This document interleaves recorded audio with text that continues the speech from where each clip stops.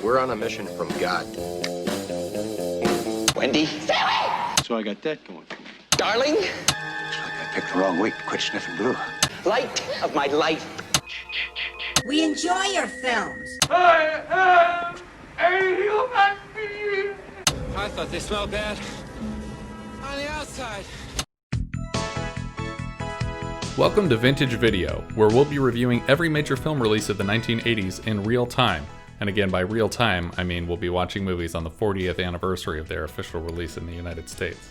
I'm Patrick O'Reilly. I'm Jesse Bayless. And I'm Richard Wells. And today marks the 40th anniversary of the release of To All A Goodnight on January 30th, 1980.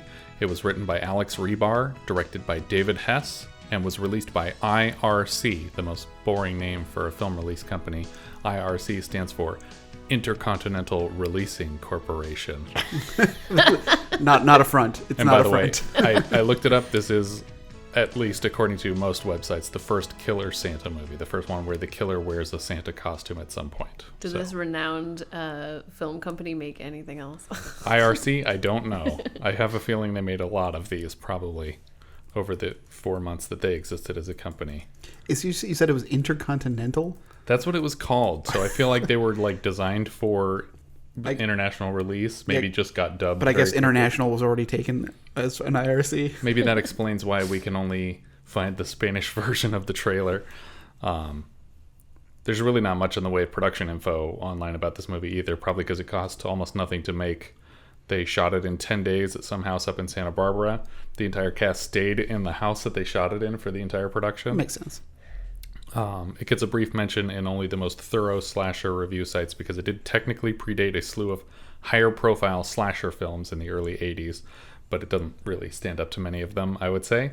It also borrows from its predecessors heavily, which in this case I would say is Bob Clark's Black Christmas, and I thought this was after A House on Sorority Row, but apparently this is before that, because that was like 84. And the guy who wrote that says he wrote it this year. So I feel like he might have just watched this movie and been like, I'm going to write a better version of this movie. But yeah, so that happened. But Black Christmas, it's also like a sorority being attacked by someone on Christmas. If you take out all the Christmas stuff, but it's basically the same plot as House on Sorority Row. It's just not a Christmassy movie. Well, yeah, this movie had very little to do with Christmas. I mean, other than the Santa costume. And it's technically on Christmas vacation. Right. For the school, but other than that, there's not a lot to it. Right. Well, I don't think they're ever really clear about like the do they say the location that this happens They in? don't, like, state-wise, you mean? Or... Well, yeah, like I don't recall at the beginning of the movie, they're not just like, hey, we're in Florida. You know, they don't actually say where they are, but it's clearly somewhere that doesn't look very Christmassy and wintry. Yeah. Like, this is clearly, like, somewhere tropical, somewhere warm. I assumed it was coastal state, some either Northeast or California. Yeah. But they never say explicitly. But if you're going to make a Killer Santa movie that's supposed to happen on Christmas, wouldn't you pick a snowy place and not somewhere like California or Florida or wherever the hell this takes place? Because blood on the snow looks great. That's such a great image. But it's obviously much cheaper to just shoot it at a house down the street from your house in Santa Barbara. We open at the Calvin Finishing School for Girls Christmas Vacation 2 years ago, which the reasoning for 2 years ago is will come into play later, I think. We start with very waxy flashback, you know, that terrible look that they used to do for flashbacks. It has like it's almost like an iris shot, but instead of just an iris, it's they just swirl like petroleum jelly on a piece of glass to make it look foggy. And it's just a bunch of girls chasing one of their sorority sisters to the top of a building and then off of a balcony. Luckily, just before she falls off the balcony, she throws a fake version of herself off instead. Yeah, a very, very bad dummy hits the ground. And we start this 2-note horror score that actually follows through the whole rest of the movie. It's just... And the amazing establishing shot of these dormitories. The establishing shots. Yeah, which is also the poster and cover box for the movie. But of course it is. It appears in the movie like 90 times over the course of it. Yeah, I think we need to go back and keep a running tally of how many times the shot appears. I thought about it, But and then I realized that's a lot of work. There was a fair attention to detail where they changed the color timing slightly on a couple of the establishing shots. Yeah, they did try to make it look like morning or like evening, but it's all clearly the same footage. Right. The same bird is dying halfway across the shot. The flashing lights, like it's weirdly only half of the flashing lights over the door seem to flash. Right. That's Christmas. It's Christmas. That's what you do. That's how you know it's Christmas. You put Christmas lights up and only half of them work. And so after we see this girl die, we get the words "To All A Goodnight" show up, which part of why I had such a hard time finding a copy of this for us to watch is because for some reason "Goodnight" is all one word. I feel like it should be two words, but it's all one word, and the O's are linked for some reason. Yeah, I was looking at that recently on the cover box. I was like, why are the O's hooped together? It was 1980. There was an Olympics that year, right? Someone was inspired. I don't know. But only representing two. Right. And we're introduced to each of the girls very rapidly, but the only one that makes an impression is the girl who will go on to be the main character of this movie, Nancy, played by Jennifer Runyon, who I think is the famous person from this movie. Is she the main character? I felt like she was. I mean, isn't in any of these like slasher movies like the virgin girl who everyone's making fun of is supposed to be like the one you identify with? Yeah, I would think so. So I would say she's the main character of this. Well, but we don't introduce her for quite a long time. Well, at the very beginning, when everyone's leaving the school to get ready for Christmas, she's handing her cat to someone to take care of. Oh, is she the one with the cat? She's the one with the cat, yeah.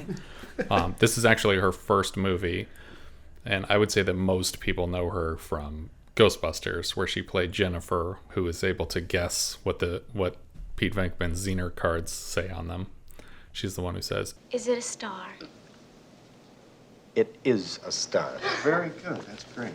You can't see these, can you? "You're not cheating me, are you?"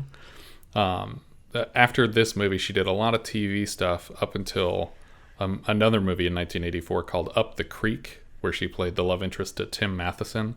And it looks from the cover box to be like a college comedy based around rafting, like competitive rafting or something like that. We'll get there. And then after Ghostbusters, she was in John Schlesinger's Falcon and the Snowman in 85. She was in 18 again with George Burns in 88. Wait, I'm sorry, take it back. Falcon and the Snowman. I think they're spies or something like that. Okay, so these are like code names. Yeah. So this isn't an unofficial Smokey and the Bandit This is spin-off not an animated with film. Snowman. No. And then she had guest appearances on like all the major series at the time. Charles in Charge, Who's the Boss, Magnum, Quantum, Murder, She Wrote.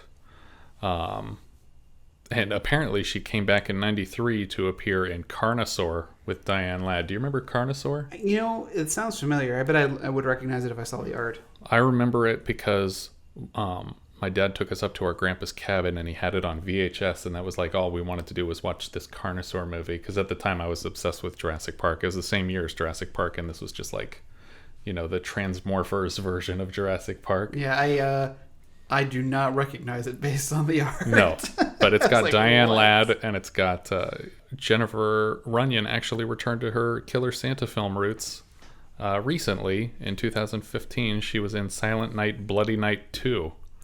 Oh. So she's another Christmas horror Her film. IMDb page is bookended with Killer Santas. The director for this should be noted. This is one of 2 directing credits. The other is a short-form documentary about steel drums. So this is his only like narrative film that he made. Wait, which was first? I don't know, actually. I think that was after. I think this was first. This was on the heels of his appearance in as the villain of Last House on the Left. Okay. And that was just before this, and then he did this probably from the star power of that. He also appeared in Swamp Thing in 82 and Armed and Dangerous, that John Candy movie in 86. But most of his credits are acting after that, although he does have sound credits. Yeah, he was a composer. Yeah. Most of it is because he wrote the music for Last House on the Left. I almost called it Last Podcast on the Left, because that's a great podcast you should all check out. But don't skip this one or anything. But Last House on the Left, he did all the music for that. And the music from that movie, like, I think Eli Roth used like 3 songs from it in Cabin Fever. And then Tarantino used one in Hateful Eight. Well, and he just, so in addition to composing those songs, like, he was like a songwriter for, like, music, Right. like, Yeah. radio music. Yeah. Yeah. But me and him are both credited in Hateful Eight. But his name's spelled right, though. And the writer here, Alex Rebar, he doesn't really have a lot outside of this film. It's mostly acting, again. He did write a TV movie sequel to the Amityville Horror, which is the 4th installment. I forget what it was called. But He's an important component in building a wall out of concrete. Yes. You can't do it without rebar. It's just a mistake. You can cut that joke out. No, that's getting repeated. So all the girls that they don't have anywhere to stay for Christmas, go back into the school and just stay there for Christmas. Is it that they don't have anywhere to stay, or is the plan all along to get their boyfriends to come up and have a wild sex I think that's the plan. Some of them planned that, but I don't think that was always the plan. And I definitely don't think that Nancy was a part of that plan, because she seems surprised by the news that someone's going to visit. Not only are she surprised by it, but they didn't bring a guy for her. Right, yeah. And there was a they kind of guy, all and they paired were off. like, no, you stay here with the plane. Right, there was another guy. The Yeah. pilot shows up. They were and like, she's no, you stay here.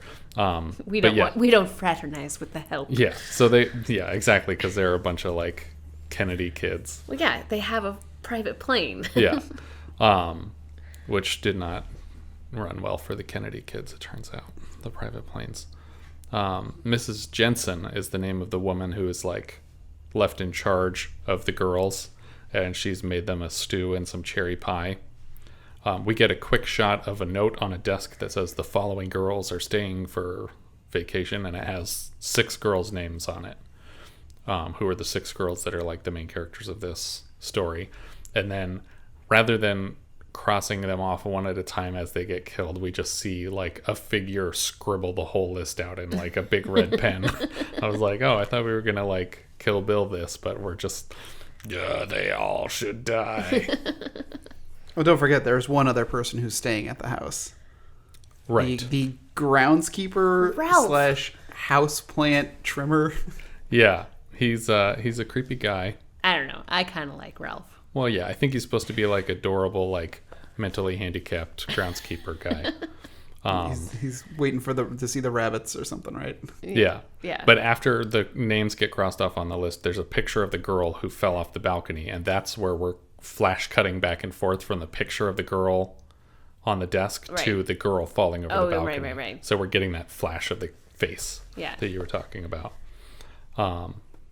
And so the indication is that whoever is here is in somehow, like, related to that girl that was thrown off the balcony. Right. Well, it's just a really cheesy moment. You're like, in case you forgot, Yeah. the scene that happened like 5 minutes ago, we're going to flash this face over top of the girl falling. Yeah, Well, and I know- that picture's also in the rest of the movie, just sitting on the desk that it was...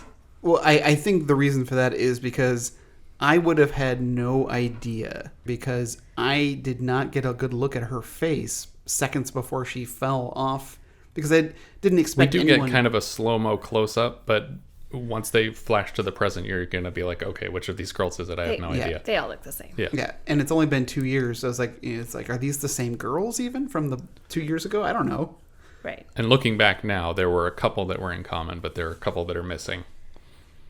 As she's cooking everything, she comes into this dining room area and sets all the food down and tells the girls that Mrs. Calvin, who runs Mrs. Calvin's school for girls, or whatever this place is, will be back in a couple of days, which they mention that like 3 or 4 times over the course of the movie. I kept waiting for that to pay off. So hold on. So she's like managing. Is she like, like pitch hitting here? Is she not normally there? Is she? I think she's a school administrator. Okay, because I got the sense that she's normally there. Yeah. Like this isn't like she's new to this house or anything. Well, no, Mrs. Jensen's there full time. I think. I don't think this house is the school. I think that this house is the dormitory, because at the beginning, when everyone's leaving, they keep talking about breakfast will be served in lunchroom B instead of lunchroom C, stuff like that. I was like, Wait, are there multiple places to eat? Yeah, that was weird that there was a big PA system on the house anyway. Yeah. I was just getting like Yeah. airplane flashbacks. So I think that this is just the dorm of this school. Maybe it Okay. is. And she's just the house mother of the dorm. And she's been left in charge of all the stragglers that didn't find somewhere to be because Right. she Correct. doesn't have any family and isn't important. But yeah, so Cynthia, the sixth of the girls, is the only one that's not sitting around the table. They're like, oh, she went to her room because she was tired. And then we see Cynthia like dressed in a nightie looking out the window trying to get her boyfriend's attention. Or no, he's trying to get her attention. He's like shouting to her from outside. And she just immediately takes off all of her clothes to change into different clothes so that she can meet her boyfriend. Why did you put the nightie on in the first place? Yeah, if that you were wasn't going for to him, was that leave. comfortable to sleep in? But before she can get outside, he just gets stabbed to death by a figure that we Yeah. don't see much of. And then she immediately runs out the front door to try and find him and gets stabbed herself in the parking lot. And it's one of those shots where she's running directly towards camera going, oh, where are you, Peter? Where? And then suddenly she's getting stabbed She's by getting someone who stabbed. she should have seen Right. from 20 feet away. But it's pretty impressive that we're only like maybe 7 or 8 minutes into the movie and already 2 people are dead. Yeah. Especially since there's really only 6 girls. So we already took care of one of them and her boyfriend. So we're down to 5. The girls that are left are Nancy, like I said before, was Jennifer Runyon, who's like the virgin character that after this happens, she, even though she's sitting the furthest from the windows, she's like in the middle of 2 people sitting at the table. She just goes, what was that? I think I saw something happen outside. And they're all, you're crazy. I know I saw it. I think. But it's like, you're sitting at the middle of the table and the windows are all covered in curtains. Like, there's no way you saw anything happen outside. But it's the beginning of everyone chastising her for being silly and paranoid. There's the free-spirited character named Leia.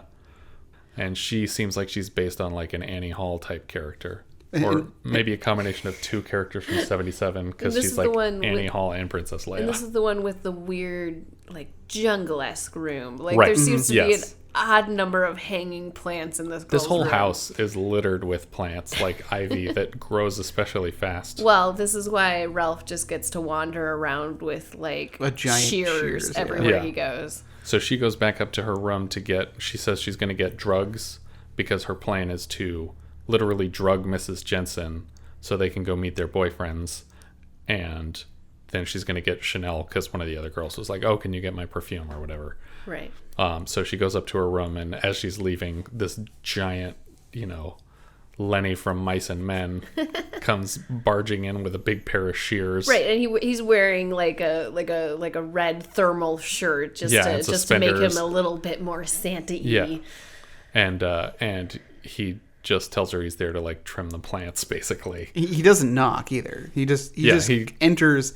This is a dorm for girls, so you think at wanders least in. Yeah. you would knock. And the girls all laugh at Ralph before he even leaves the room. Like, he follows her down to the dinner table, and they're all just like, oh, what a silly, weird guy, like just laughing at him while he's still in the room. I think he used to be a gargoyle on the south side of Notre Dame. Which is like... It's not the only time that yeah, happens. it becomes a recurring thing. where they're insulting people who are literally still standing. Yeah. there. So Ralph goes into the kitchen with Mrs. Jensen, and there's also this other woman there who, her name is Tina Ranzoni, and she shows up to the kitchen with Mrs. Jensen and Ralph, and she complains about a heart condition that she has, like, oh, my heart's messed up and I need a better heart, and here's some cannoli, put this in the refrigerator, to Ralph, and he puts it in the refrigerator. But I have no idea what the point of this character is. There is none. There's literally no, but she's not even a red herring because like her story doesn't make any sense. But she says, I'm gonna die. We all gotta die. I know I'm gonna die. Death is no stranger to me. I buried 3 husbands. So you think that's so bad? After the 3rd one, it's just a piece of cake. this woman looks like she's like 35 maybe. I don't know why she would have 3 dead husbands already. I mean, was just saying that you have 3 dead husbands, is that supposed to be the red herring? Because she literally never comes back for the entire movie. I don't know what the connection would be between her having dead husbands and a weak heart. unless she's like killing people and cutting their hearts out and doing a surgery on her own. Like, I don't understand the point of it. But we do know why she was in the movie, period. Yes, we do know why she was there, which is that she's married to David Hess, the director of the film. But I don't understand the point of this character. If you were going to have her be in the movie, just have her be someone that served a purpose to the story, because she just hands off the cannoli and on her way out of the building, while Ralph is still in the room, she says, I don't know how you stand that big gazak around here. He gives me the creeps. while he's still standing there. And then Leia walks in to get something out of the refrigerator. And so while one of the girls from the school is still there, she says, You shouldn't be working here, Ruth, with all those rich little pompous bitches living out here in the middle of nowhere. the lady's like ripping on this girl that's standing right there next to the refrigerator. So they drug Mrs. Jensen, and Mrs. Ranzoni just leaves. And they try to like make it off like they're being like really nice. They're like, oh, we're gonna do the dishes and we're gonna take care of you and let me get you a nice warm glass of milk. And they're like being so sweet just to drug her. I mean, this seems like really awful. Yeah. Well, and then the first thing that she does when she's been quote unquote drugged, I'm gonna go do some sewing on my sewing machine. Yeah. Or she was already sewing when she got the milk. Are you enjoying your milk? Hint, hint, can you go to sleep now so we can go find a, plane full of horny Santas? Yeah. And then, she says, oh, Miss Jensen's asleep. She's going to be asleep for 12 hours. That'll be plenty of time for us. And it's like, these aren't like trained anesthesiologists. They could have killed this woman. They have no idea. But one of them weirdly says, I wonder what she dreams of. It's just like, I don't know what you're talking about. Do we want to talk about her fantasies all of a sudden? I realized at this point that Jennifer Runyon's character Nancy reminds me a lot of Woody's girlfriend on Cheers, because she's like also like pure as the driven snow type character. Mm-hmm. I was like, maybe that was Jennifer Runyon on that show, but they do look alike, but it's not the same girl from Cheers. So Nancy is elected to give Mrs. Jensen the drugged milk, which she willingly goes along with the plan. And there's a picture of the dead girl from the intro to the movie just hanging on the wall above the sewing machine while she's sitting there to sew with her drugged milk. Then we get a lot of really inexcusably bad day for night as the girls are approaching the plane that their boyfriends flew in. That was rough. That's pretty rough. They all have flashlights. I think only half of them are turned on, and it's just blatantly daytime. Hard shadows everywhere. But then Ralph shows up. Yeah, and says, Nancy runs into Ralph and tells her for the first of like several times to just be safe. Be safe. And gives her a flashlight because she didn't have one for some reason. The moon's so bright. You need something to block the sun. Here, take this. So yeah, the plane lands and it has a boy for every girl except for Nancy. And the pilot says, "Oh, I'll come in," and TJ says, "No, you stay with the plane," even though seems like he's close enough to their ages. Jennifer Runyon didn't know this when they were shooting. She found out after the film. But the actor playing the pilot here, who is credited as Dan Stryker in the film, is actually actor Harry Reems. Does that ring a bell? I got nothing. No, nothing. He was an uncredited discotheque patron in Clute. I do know Clute, but I don't recall the uncredited disco patron. You don't? Okay, we're going to have to rewatch it then. It's a very huge part. No, he is, as the name Harry Reems might suggest, he's a prolific porn actor who has made appearances as Dr. Young in Deep Throat and Dr. Jason in Deep Throat 2. He was also Mark in a movie called Sometimes Sweet Susan. Oh, Mark. Do you remember Sometimes Sweet Susan? Sometimes Sweet Susan is the movie that Travis Bickle takes Sybil Shepherd to on their date in Taxi Driver because he doesn't know that that's weird. I don't like these movies. Well, I mean, I didn't know that you'd feel that way about this movie. I don't know much about movies, but if I had known... the only kind of movies you go to? Well, yeah, I mean, I come and this is not so bad. But I just had to include this here. The most recent project that he did is called Asses to Asses and Lust to Lust. So I thought that was pretty great. So why is it that Jennifer Runyon didn't know this? because everyone was using different names at the time. He was using the name Dan Stryker. There's a lot of people. Bill Martin is for some reason credited as Bill Martins. I don't know if that was just a screw up or if he was like, what'll throw him off?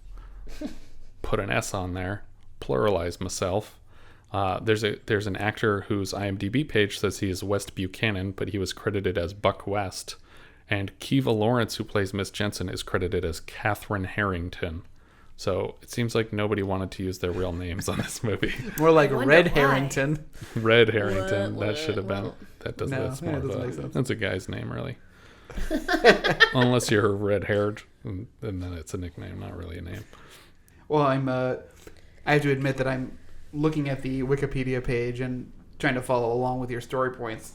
And the broad strokes that Wikipedia paints are like Sam and Blake have sex in the parlor, and then but it ends, like this whole paragraph ends on Alex in her bedroom gives him a hand job, but hand job is a hyperlinked text on Wikipedia. In case you're curious what that means. I was just like, okay, thank you, Wikipedia. What?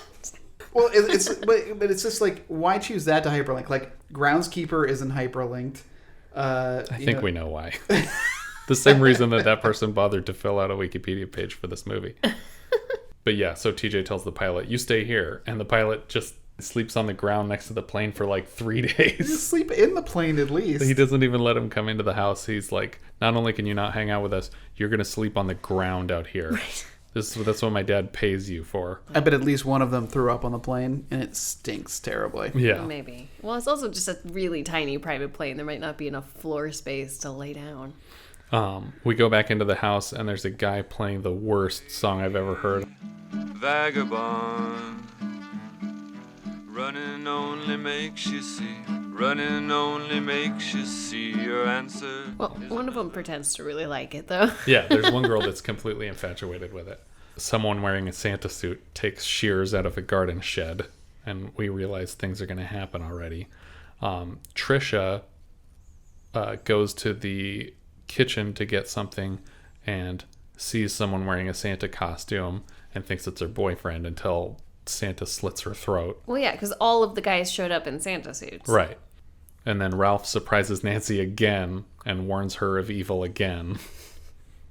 Like you do, Be safe. And then finally, something's gonna happen. Trisha's boyfriend eventually realizes that she has left the room and shuffled off this mortal coil.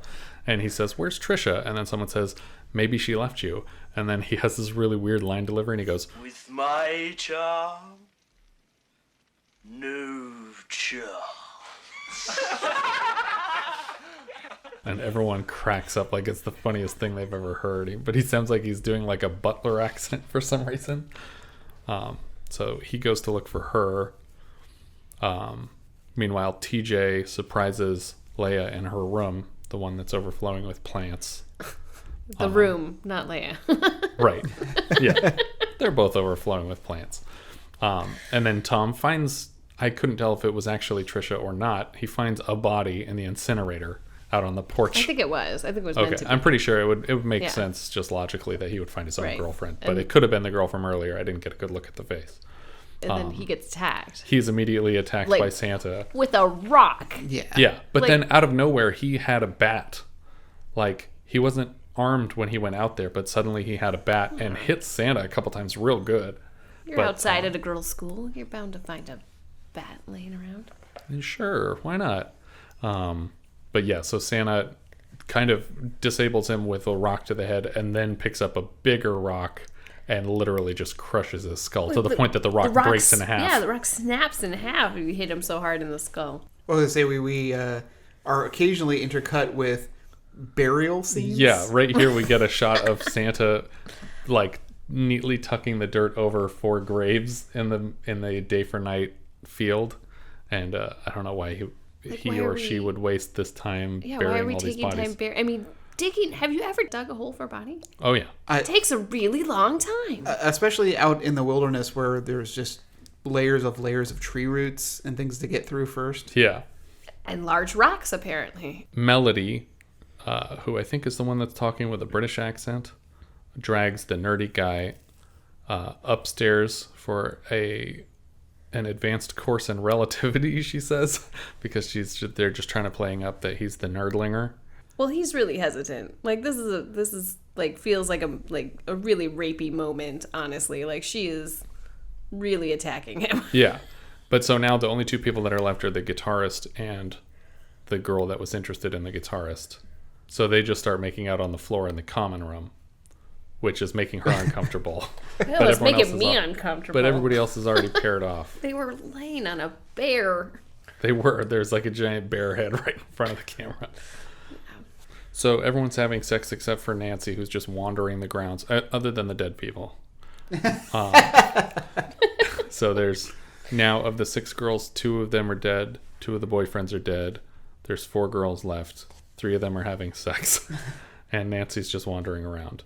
She's listening to Leia have sex. Yeah, she's listening to a few people. Yeah, well, she thought she heard screams, but they were, of course, screams of ecstasy. Yes.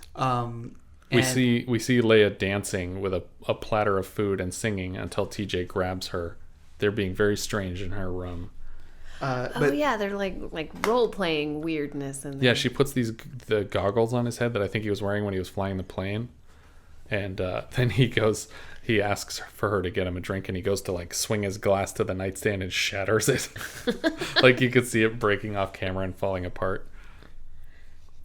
When does the suit of armor come to life? That's right around here. Right in the room with the bear rug is conveniently a big suit of armor, and it's wielding a crossbow. Right.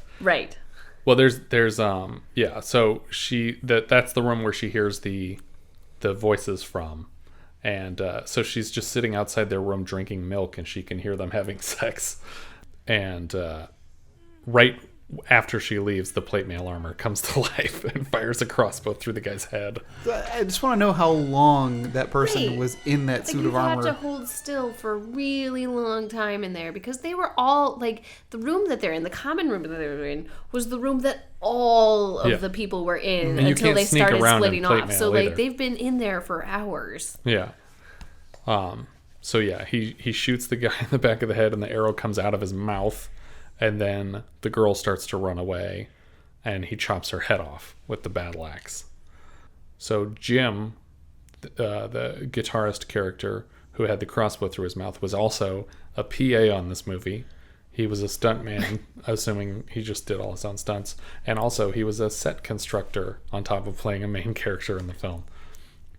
So now, what luck, Ralph bursts into Nancy's room in the middle of the night and warns her about the evil again, and demands that she pray. You must pray. Pray so the devil won't claim you for one of his own. Out of all of them, you're the only one. And she considers this like a sweet She's gesture like, on his cares part. About me. Like, he's so nice. He's a man of the Lord. He's so nice to warn me about evil and break into my room at night. And then Santa buries more bodies under the moon, but for some reason keeps the head of that girl in a bucket instead of burying it with the rest of her. The British girl Melody is still seducing the nerd upstairs. Like, half the people are dead, and we were only like 30 minutes into this movie. And I was like, okay, either this story's going to wrap up by the morning, because it doesn't make any sense for this to be like a 2-day movie. But then suddenly it's just the next day, and people are sitting around a table eating breakfast outside. Nothing's happened. Everyone just assumes all the dead people went somewhere else. They did. They're just like, they must have gone and not said anything to us. It's like, why would they do that? We had everything planned here, and the plane's still there. Right, and they had to make up some, weird story for the house mother to be like, their plane broke down, so we have to keep these guys here. Yeah. She's like, but it's against the rules. And you're like, well, all right, we'll let them stay. So now the nerd Alex and Melody have had sex. He's less awkward around her, I guess, and starts chasing her around in the yard. And then suddenly just immediately turns and starts chasing Nancy. Like, even though his girlfriend is still running away from him, he turns around and starts like making these weird grunting noises to chase Nancy. I know they literally just trip over a dead body. Well, Yeah, they trip Ralph's over Ralph. body. But it's great. When she trips over him, he sits up. Yeah. Like, He's I'm not sure about the physics of how that's working. He springs forward like a motion-activated Halloween decoration. But he's just like with a screaming face and blood dripping all over him and very clearly dead. And then we cut immediately to the cops there. And I was like, is this story like wrapping up? I don't understand why it's broke up this way. We have like a Columbo moment. Yeah. Yeah, he is very Columbo, this cop that shows up. But he has this weird line. He says, "Thanks for your help, but from the way Kramer was found, it's obvious what happened." Or he actually messes up the line. He says, "It's obvious what happened." It's obvious what happened. What does that mean? You want to do another take? From the way he was found, No, it's we're good with obvious that what one. happened. Yeah, he was murdered. Like that's the implication. It's like it's obvious that he was murdered. He didn't just die of a heart attack there. And while he's trying to like comfort Nancy, he like holds her face for so a creepy. very long time. It was so creepy. We should mention while he's holding on to her face, it's revealed that his name is Detective Polansky. Right. Or Chief Polansky. Chief Polansky. And I was like, Mr. Polansky, can you stop holding that girl's face, please? That's right. He says he's been a cop all his life, that he's the chief of police here for almost a year. And he's never had a case he couldn't figure out. A whole year? You're like 10 months in and you haven't not solved any cases in this tiny town with no murders. That's impressive. And then he's said like specifically, we've gone over this house with a fine-tooth comb. Yeah, they haven't found anything. Really? You haven't found anything? You went over no freshly dug graves or like buckets of heads or girls in incinerators, like just nothing. Yeah. And while he's caressing Nancy's face sitting at the chair, he says about Ralph, he tells her, well, he spent time in a mental hospital, 2 accounts of armed robbery, which I think he meant 2 counts of armed robbery, but he clearly says 2 accounts of armed robbery. He spent time in a mental hospital. 2 accounts of armed robbery, assault with a deadly weapon. And Mrs. Jensen just nods through all of this like she isn't surprised. And he's just wandering into their rooms constantly, sometimes while they're asleep. Well, you know that 3 strikes law. He wouldn't do it a 3rd time. It's really weird. He lets go of her face, and the cop looks directly at the floor and says, If anything comes up, or you find anything important, give me a call. Like very monotone and not to anyone in the room, just at the ground. And then he says, bye, Ruth, without looking at her, and walks out. Like he clearly has some kind of a relationship with the woman who's like Mrs. Jensen is Ruth. Yeah. And it's just very strange for that all of a sudden. He tells them to be very careful and to lock up all the doors at night because there's still a murderer on the He wanted his 2 goons, like his 2 police goon guys, to like stand guard that night at the house. And absolutely not have sex with the teenage girls. Right, but it's also just really weird. them. Like, I don't think a chief of police would say, you know what, a whole bunch of people were murdered here. I think what's best is for all of you to stay in this house why don't tonight. I go? I'll leave 2 guys outside the door and you'll be fine. Yeah. And there's some weird implications by this whole point too. But Alex says that he thinks that everyone that's missing was killed. And then one of the other kids says, well, who are you, Sherlock Holmes? And he has this really weird line. He says, I wish I was. Then I wouldn't be so preoccupied for my life. What? I don't remember that line. That's I feel like bizarre. Someone just had, I wouldn't be so worried for my life. And they were like, what's another word for worried that doesn't really fit this sentence? But yeah, so the chief leaves 2 of these cops there and reminds them not to have sex with any children, which is rich coming from Officer Polansky. Nancy and Alex tell Mrs. Jensen that they think they're in danger. Danger? And then and they literally have to explain to her, even after the cops said all this in the room. Ralph was murdered. The man who murdered him could still be around. Dear. That must be why the chief left the policeman here. What? What's the last scene for if it wasn't to give you all that information? Then everyone sits down for dinner, including one of the 2 cops that's supposed to be on patrol. And the other one says he's going to go to sleep. So these are the people that are hired to protect them. One of them is going to sit down and eat. And then Leia or Leia, I don't know how to pronounce it. She decides she's going to lead the cop that wants to go to sleep to his room and just takes him up to her room. Even though, like, 2 scenes ago, she was literally saying, I think I'm going to marry TJ. He's so great. And now she's like, well, she meant he's so rich. Yeah, but then she just wants to have sex with this 40-year-old cop that's making, like, nothing to, like, guard a school. Yeah, also really gross. Yeah, they're both pretty gross guys. And then, but at this point, Melody is now latching on to TJ since he's now available. Right, because she can see that he's feeling neglected. Leia goes to take a shower in the same room where she told the cop to sleep. And then TJ gets suspicious, so he follows her up to the room and catches her cheating with the cop, but just doesn't care. Yeah, but he's like, totally he literally fine with smiles when he's turning around. He's So just like, oh, oh, perfect. Now I could go get with Melody and we're totally good with this. Yeah. So Alex and Nancy are exploring the house to make sure everything's locked up. And the cop that's still outside is immediately killed by Santa. So now we're down to the one cop that's in Leah's room that's protecting them from anybody until the morning, presumably when the chief of police will come back. For whatever reason. Yeah. Yeah, they already went over the place. They found nothing. TJ takes Melody outside because he's like, oh, well, they have cops, so we're totally safe. We can go wherever we want. He said to lock up, but he was just kind of joking. We could just do whatever we want. She's hesitant, but he says, oh, relax. I have 5 years of karate. Ha! I'm a black belt.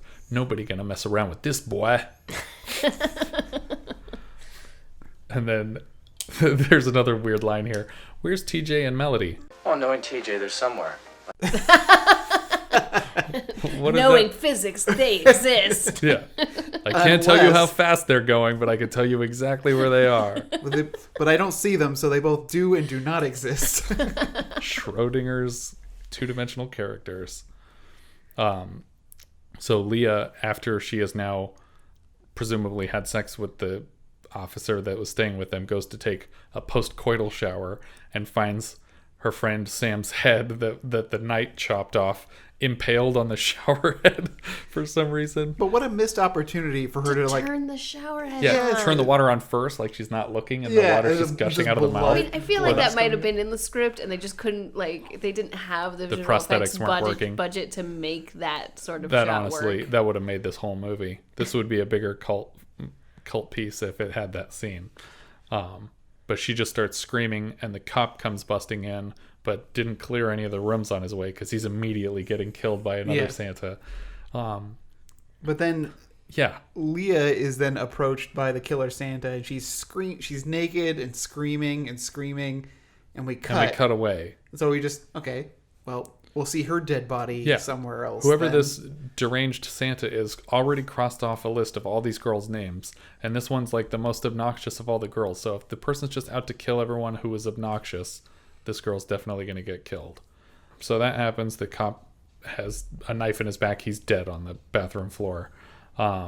And then TJ and Melody are about to make out by a tree outside when suddenly he gets hung by like this thin metal wire. Yeah, like piano wire, garrote wire, I guess. Yeah, it's a garrote basically. And he gets pulled up into a tree and he's just choking, and she's screaming and runs to the house because she can't get him down. I have to say, this was the only time that I responded to an attack. It looks really brutal. Because this was like, whoosh, and it just got him. I was like, oh, dang. But once again, like, that's the kind of thing where you're like, how long have you been in that tree? Well, it's also another opportunity to Christmas theme it. Do Christmas lights or something. Don't just strangle them with a random wire. Right. You're just stabbing people and strangling people with murder weapons. Maybe they made him into like an ornament in the tree. Yeah, sure. Anything. There's a lot of choices. So Melody runs back to the house screaming because TJ just got killed. So now we're basically down to Melody, the British girl, Alex the nerd, and Nancy. And they run up to the bathroom upstairs and realize that Leia is also alive. That somehow her screaming prevented her from getting murdered on the floor of the shower, like the Santa just turned around and walked away. He's like that character in The Frighteners, so you can't, every time he hears a woman screaming, he goes, oh, Oh, God. Sorry, this just got really real. I have a daughter. I can't do this. I had one. But presumably what happened is the Santa like stabbed her right on the brainstem because she's gotten completely bananas now. She's just like spinning, dancing, covered in blood, floating around, being like, a weirdo. I'm so crazy. Yeah, she's clearly had a panic attack and it's just being nuts.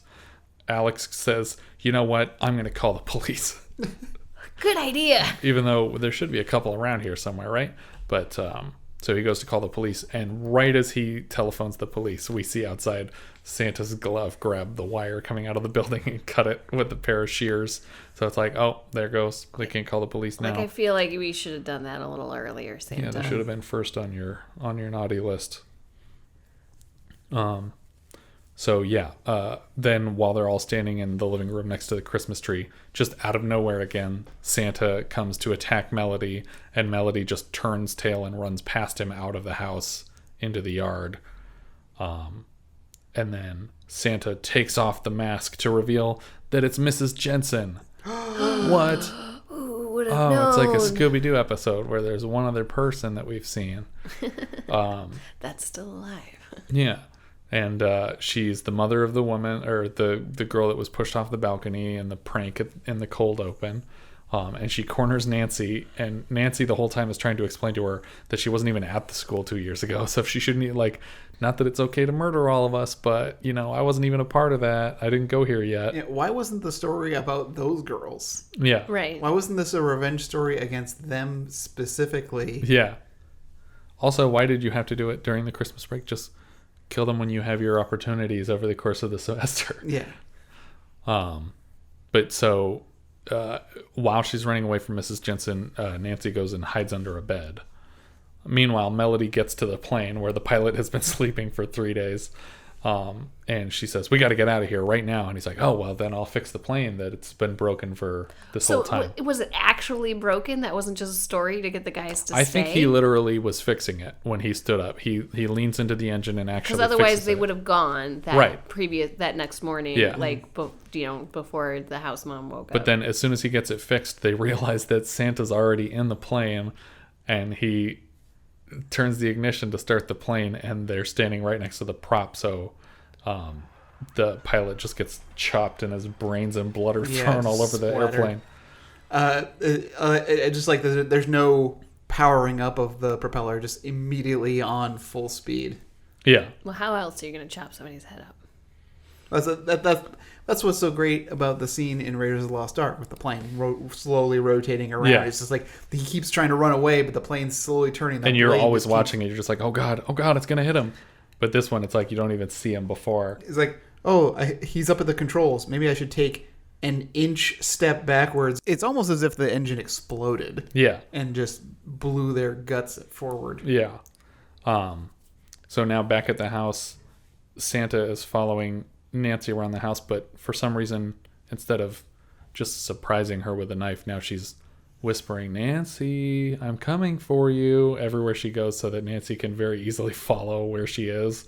She also outpaces and overpowers Santa at every confrontation, which is weird because, like, definitely we've had other struggles right throughout here where this Santa is more powerful. That rock fight comes to mind there. But in this case, now that we've revealed that Mrs. Jensen is Santa, like, we can't have Santa actually overpowering a teenage girl. So just every time she gets on Nancy just throws her to the ground and runs away again. So Nancy runs to the balcony where the girl was killed by falling off of it. And as Jensen is charging her, the flashback from the beginning of the film plays over again, but it ends with Jensen hitting the ground very super anticlimactically. And where that fake body was hitting the ground. I mean, before. it's very, like, it's like a Bugs Bunny moment, where you just, like, just step to the side and suddenly, the person attacking you just, whoop, there you go. Just slide whistle. So she's dead or dying. Yeah, dead or dying. And Nancy goes down to where the Christmas tree was and just sits and cries when a second Santa walks in carrying Mrs. Jensen's body. It's the police chief, her husband, and father, presumably, of the child that was killed. And then he tries to kill her when Alex reappears from his just mysterious absence for the last couple scenes with the crossbow from the plate mail suit and fires it at the chief of police, killing him. Good thing there's no witnesses, right, to say whether or not who to corroborate your story. Now it just looks like you killed all these people. Right. So basically, there are 3 survivors. Is Melody killed by the propeller also? Yeah, I think Melody's killed. So then the 3 survivors are Alex the nerd, Nancy the virgin, and Leia the crazy girl. And that's where it ends. Yeah, we end on her being loopy, just dancing around the house. And then we get like a freeze frame of her in her bloody dress upstairs, just wandering around this house full of corpses. I mean, is that supposed to be like the moment that we're like prepping for the next movie? Like, no, I think that's just how horror movies ended in the 70s, and they weren't ready for the 80s yet, so they were just still doing things the same way. I mean, is this the first? So I know that we're jaded by the idea of having it be, surprise, it was a woman killer, and like, I hadn't even thought of that as a possible part of the twist. Right, but like, we have experienced movies like that, but like at the time, I can't think of any movies that I know of before Friday this. the 13th is this year, but it's later this year, so. Yeah. Right, so I can't think of any movies before this that had that sort of ending. Yeah, I can't off the top of my head come up with one either. Well, the thing is, it wasn't always her. Right. The implication of the story is that it's the Scream situation where every time the person is being overpowered by Santa, it's the chief of police. Right. Because women are incapable of doing things properly. And so every time it's a woman, she's just getting shoved to the floor or just like mindlessly wandering off of a cliff like a lemming. But what I like to think of it now is that while one of them's inside stalking and killing, the other one's digging graves. And they trade off. It's like, all right, here's a body. You go in, dig the next grave. I'm going to go kill some more people. Yeah. I also like the implication. So before, when I said that there's a reason that this is 2 summers later and not the next summer, that's not the reason it's not an I know what you did last summer situation, is because the guy needed enough time to believably get to the position of chief of police. Chief of police. So that's literally the only reason why. Why couldn't he have already been chief of police? Why couldn't There's the no daughter reason he of the chief couldn't of police just be the guy? And we would have been so much more impressed if he said, I've been the chief of police around here for 18 years. And now I've never let a case go unsolved. But I also really like the implication that he's the chief of police who orchestrated the murder of 2 other police. Like, did he pick the 2 guys that he hates the most for this job, or the ones that he knew like couldn't keep their hands off of children? He's like, here's how I'm going to get rid of these 2 like pedophile officers. Is I'm going to invite them on this mission and then just murder them later. 2 birds, 1 large rock. 1 large rock. A couple of stabbies. But yeah, that's about it for the plot of this one. That's about it for everything on this one. I mean, yeah, I really don't know what more we can say. Well, do you recommend that people watch it? I do not. No. What about you? I don't think you should bother. All right, I'm going to be the sole thumbs up on this for the only reason that it is technically the first Killer Santa movie, and that it deserves credit for at least that. But I think you could just know the fact without having to watch it. There's really nothing in here that's there's not a head spouting blood through a faucet. Through a shower. That would have been incredible. And it's not on Christmas. Wouldn't this be great if this took place on Christmas Day? It just takes place or Christmas Eve? 2 consecutive days during Christmas vacation, but neither one is on Christmas. Like, they even make the point at the end. They're like, oh, maybe we should open some presents. And they're like, no, we'll wait till Christmas. It's like, oh, it's not Christmas now? No, it's not. Oh, what is this movie about that we're in? Letterboxd, you put this above or below, just tell me what you want. Well, I guess if I had to watch another one again, I would definitely watch this one over Just Tell Me What You Want. Yes, sadly, I have to agree. That makes 3 of us with an identical Letterboxd list so far, because I would absolutely watch this again. I kind of want to watch it now that we've been talking about it. Cool. Well, I think that about covers it for this one. If you guys have any thoughts you'd like to share with us, we are Vintage Video Pod on Twitter, Facebook, Instagram, and Letterboxd, where, as I said before, you can also find each of our full movie rankings for the year. Please consider rating us on iTunes to help people find the show. And if you find the time, please leave us a review, and we will thank you personally at the end of an upcoming episode. If you're feeling especially generous, you can support the show through patreon.com/vintagevideopodcast. Thank you so much for listening, and I hope you'll join us next time when we'll be discussing Fatso. We'll leave you now with the audio for the trailer for that film. Once upon a time, there was a little boy who loved to eat. And so he grew up to be a big boy who loved to eat. Yeah, Dom DiNapoli loved to eat. Now, Dom's sister, Antoinette, thought he should stop eating so much. I made an appointment for you with Dr. Schwartzman. Dr. who? Dr. Schwartzman, the diet doctor. So when Dom went on a diet... Broiled chicken and kale and non-fat milk for me. She was very happy. But when he didn't, she was very unhappy. Son of a...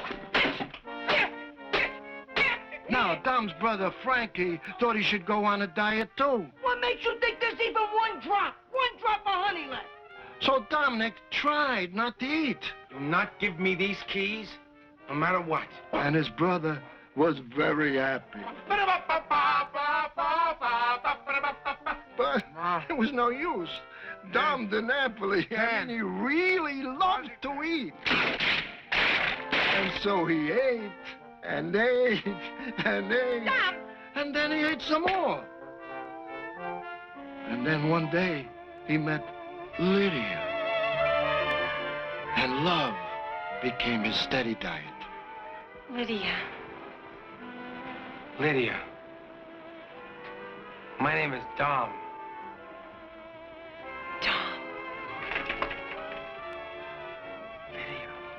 Dom DeLuise, M. Bancroft, Candy Azara, and Ron Carey in Fatso from 20th Century Fox.